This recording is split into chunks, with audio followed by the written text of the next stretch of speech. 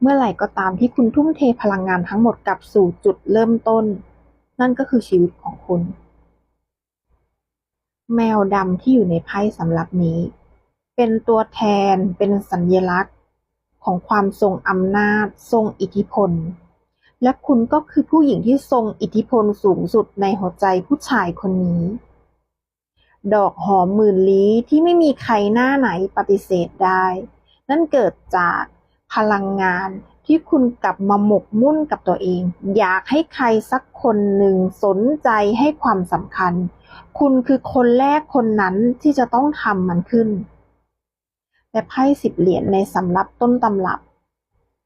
มันจะเป็นไพ่ครอบครัวแต่อันนี้มันกลับถูกลุมล้อมด้วยฝูงนกมากมายแล้วก็มีเหรียญทองคำต้นไม้ที่แผ่กิ่งก้านสาขาได้อย่างเจริญงอกงามมันเกิดจากพลังงานชีวิตและพลังงานความคิดที่คุณมีต่อตัวเอง